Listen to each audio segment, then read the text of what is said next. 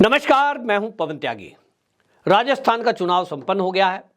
वोटों की गिनती रिजल्ट 3 दिसंबर को आएगा। इसी बीच वहां सीएम चेहरा माने जाने वाले बाबा बालकनाथ का एक इंटरव्यू प्रसारित हुआ और उस इंटरव्यू में जिस तरह से इंटरव्यू में बाबा बालकनाथ ने बोला, जिस कॉन्फिडेंस के साथ उन्होंने इंटरव्यू दिया, उससे एक बात झलक रही है कि कहीं ना कहीं पार्टी आला कमान ने उनको एक इशारा किया होगा कि भैया सीएम तो आप ही बनने जा रहे हैं। कहीं उनको लग रहा होगा, हालांकि भारतीय जनता पार्टी है, कल क्या होगा, अंतिम फैसला क्या होगा, ये संसदीय दल करता है, लेकिन बाबा बालकनाथ को लेकर जनता का रुख तो दिखाई दे ही गया है। तिजारा सीट पर जिस तरह से वोट रिकॉर्ड मत पड़े हैं, रिकॉर्ड, सारे रिकॉर्ड टूटे हैं, यहां तक कि 64 साल का रिकॉर्ड टूटा हुआ बताया जा रहा है। वो दिखा रहा है कि जनता को वहां की लग गया कि अगर तिजारा सीट से बाबा बालकनाथ जीतते हैं और भारी बहुमत से जीतते हैं तो सीएम इसी आधार पे भी बनते हैं कि भैया जितने प्रत्याशी उतरे थे भारतीय जनता पार्टी के, वहां किसको कितने वोट मिले। तो बाबा बालकनाथ का इंटरव्यू, और उस इंटरव्यू में उन्होंने जो बोला कि जिस तरह से बदमाशी हुई है, वोट में साधु संन्यासियों के साथ मारपीट की गई, कुछ बूथों पर कहीं कहीं महिलाओं के साथ छेड़छाड़ हुई और पुलिस ने कोई कार्रवाई नहीं की। बाबा बालकनाथ ने लगभग धमकाते हुए ये कहा कि अगर हमारी अब सरकार बनने जा ही रही है, सरकार बनने के बाद किसी को बख्शूंगा नहीं। ये जो कहा है ना, किसी को बख्शूंगा नहीं, बाबा बालकनाथ पूरी तरह कॉन्फिडेंट हैं कि सत्ता उनके पास आने वाली है और इसीलिए इस तरह का बयान दिया है। इसकी जरूरत भी है। बाबा बालकनाथ पहले भी आपने देखा है कि एक एसपी लेवल के अधिकारी से जब उससे झड़प कर रहे थे वो, क्योंकि उनके एक कार्यकर्ता को जेल में पकड़ लिया था, तो बेबाकी से बोलते हैं। और अब जो इंटरव्यू है, उन्होंने उसको बात रखी है। उन्होंने कहा, देखिए संत समाज ने बढ़ चढ़कर भाग लिया, मेरे लिए प्रचार किया और मेरे लिए जनता ने प्रचार किया, क्योंकि मैं तो पूरे राजस्थान के कैंपेनिंग में था। मैं तिजारा उतना समय नहीं दे पाया, लेकिन जनता ने मेरे लिए जो चुनाव लड़ा है, ये जनता का रुख बता रहा है। जनता चाहती है कि एक भगवाधारी संत ही योगी आदित्यनाथ जी की तरह राजस्थान की सत्ता पर विराजमान हो, सीएम बने, ताकि योगी जी की तरह ही राजस्थान में भी गुंडों पर बुलडोजर चले, यानी गुंडों की संपत्ति पर बुलडोजर चले। तो जनता का मूड दिखाई दे रहा है।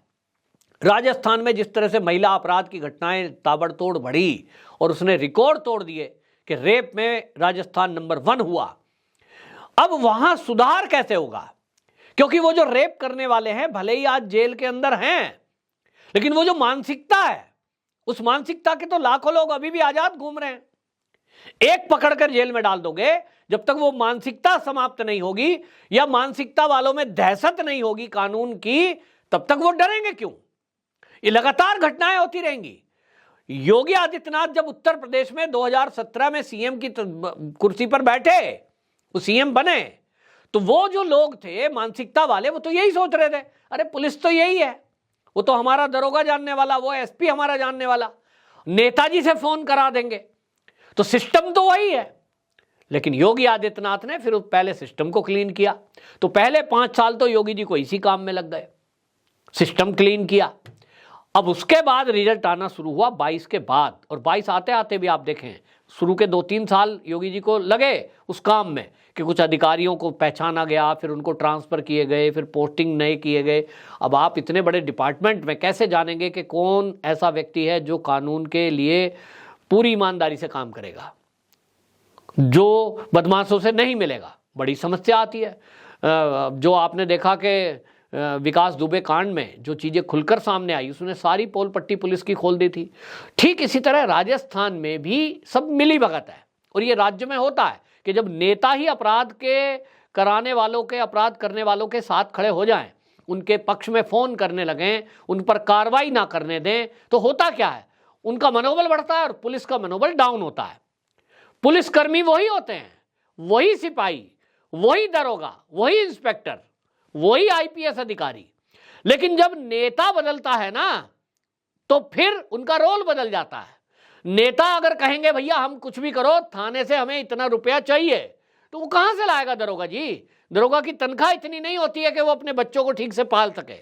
यहां तक कि इंस्पेक्टर की भी, 3 स्टार इंस्पेक्टर आज की डेट में इतना वेतन नहीं पाता है एक नंबर में कि वो अपने बच्चों को बहुत अच्छे कॉन्वेंट बढ़िया स्कूल में पढ़ा सके, एक अच्छी सी कॉलोनी में बड़ा सा घर बना सके, नहीं मिलती, गुजारा चला सकता है। तब फिर अगर उसको ये कहेगा कोई नेता हमको पैसा चाहिए, तो थानेदार कहां से लाएगा? तनख्वाह से। मैं तो व्यक्तिगत रूप से कुछ पुलिसकर्मी, जो पुलिस अधिकारी मेरे दोस्त रहे हैं, मैंने देखा है कि किस तरह से एक वहाँ गाजियाबाद में एक थाना है सड़क के किनारे, अब मैं उसका नाम नहीं लूँगा, मतलब वो हाईवे के किनारे है, जो अधिकारी जा रहे हैं उधर से निकलते बढ़ते वहाँ रुकते हैं, चाय पीते हैं। अब वो चाय ही अधिकारी को अगर चाय पिलानी है एक थानेदार को, वो चाय ही कम से कम 500 रुपये की बैठ जाएगी। तो खाली चाय तो अधिकारी पीते नहीं, काजू बादाम और क्या क्या चाहिए, अधिकारी हैं साहब। तो मतलब उसको निकलते बढ़ते चाय सुबह से अगर 2-4 पिलानी पड़ गई और महीने में 20 दिन पिलानी पड़ गई, 15 दिन पिलानी पड़ गई, उसका तो आधा तनख्वाह का भाग उसी में चला जाएगा। अधिकारी फोन कर देते हैं फला सामान ले आना, तो वो पहुंच गया घर, पर्दे मंगा दिए तो पहुंच गए पर्दे साहब के, लेकिन वो वेतन कहाँ? वो थोड़ी कहेगा सर वो पर्दे लाया था मैं 20,000 के, पैसे, हिम्मत नहीं है। तो जब ये होता है कि नेताजी बीच में ये कहें पैसा चाहिए, तो फिर वो पब्लिक से बटोरेगा, पकड़ेगा, पैसे लेगा, छोड़ देगा। जब पैसे लेकर छोड़ देगा तो अपराधियों का हौसला बढ़ता है।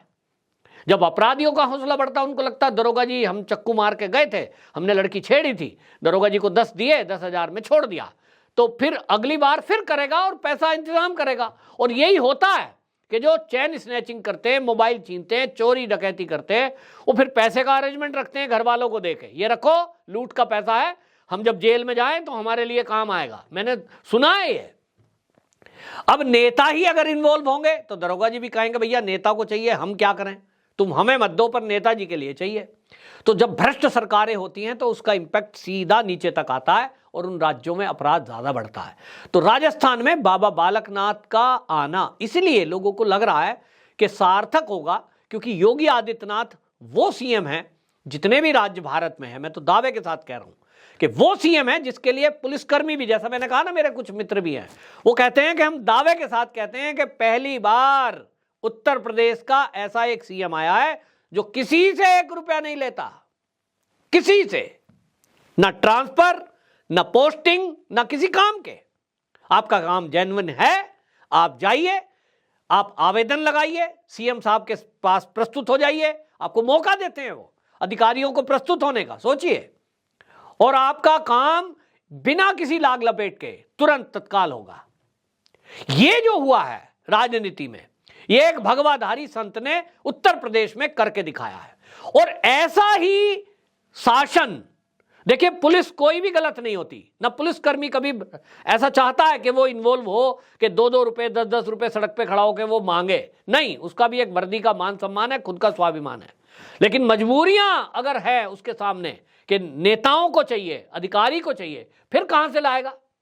और इसलिए योगी आदित्यनाथ जी के राज्य में यानी उत्तर प्रदेश में जो हुआ है कि आज कम से कम योगी आदित्यनाथ और भारतीय जनता पार्टी का हर कार्यकर्ता यूपी का ये कह सकता है, देखो भाई हमारे सीएम किसी से 1 रुपया नहीं लेते। कोई पुलिस वाला ये नहीं कह सकता सड़क पे खड़ा हुआ हमें यार बटोर के नेताजी को देना है, क्योंकि यूपी में कोई नेता भी नहीं, ये नहीं बोल सकता कि मैं तुम्हारा मन मर्जी की जगह ट्रांसफर करा दूंगा, योगी जी तक मेरी पहुंच है, भले ही वो कैबिनेट मंत्री क्यों ना हो। यही राजस्थान में जरूरत है। और इसीलिए शायद बाबा बालकनाथ के नाम पर जनता ने वोट किया है। उनको लगता है कि जैसा योगी जी यूपी में बैठे हैं वैसा ही एक योगी राजस्थान में भी बैठेगा, और तब राजस्थान की दिशा और दशा दोनों बदलेगी। यहां लॉ एंड ऑर्डर का राज होगा, बुलडोजर गरजेगा और पुलिस की गोलियां गरजेंगी।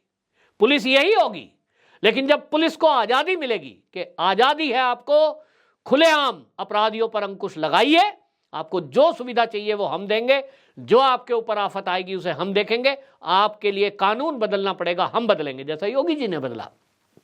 तो निश्चित जानिए समय लगेगा, क्योंकि जैसा मैंने कहा योगी जी को भी 2-3 साल लग गया मैनेज करने में, तो लगेगा। लेकिन राजस्थान की जनता को भी चाहिए कि वो स्थायी रूप से, जिस तरह से अब सरकार बनाने का तय किया है, अगली बार भी सरकार बनाए और बाबा बालकनाथ जैसा सीएम रहे, केंद्र की सरकार की निगरानी रहेगी, जब साथ रहता है डबल इंजन का, तब डबल तेजी से काम होता है। तो राजस्थान की जनता को राहत मिलेगी और जो अपराधी हैं, जो माफिया हैं, जो महिलाओं के साथ छेड़छाड़ या अपराध करने वाले लोग हैं, निश्चित जानिए कि वो तो या तो बिलों में दुबकेंगे या राजस्थान छोड़कर भागेंगे।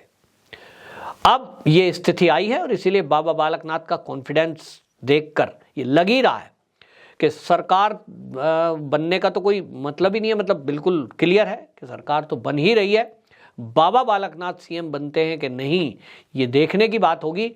जनता की राय क्या है वो मैंने बता दिया। अब पार्टी को तय करना है कि वो जनता के इस रुख को कितना समझते हैं और राजस्थान की दशा को सुधारने की दिशा में क्या उनके पास बाबा बालकनाथ से और कोई कट्टर और कोई ईमानदार वैसा लीडर है जिसको ये सीएम की सत्ता सौंपे, तो वो भी योगी आदित्यनाथ की तरह ही राजस्थान में लॉ एंड ऑर्डर का राज कायम कर सके। ये तो उनको तय करना है। आपकी भी क्या राय है जरूर बताएं, ताकि भारतीय जनता पार्टी का शीर्ष नेतृत्व इस बात को पढ़े कि कमेंट में जनता क्या लिख रही है और उनकी राय क्या है। जरूर कमेंट करें और शेयर जरूर करें। वंदे मातरम।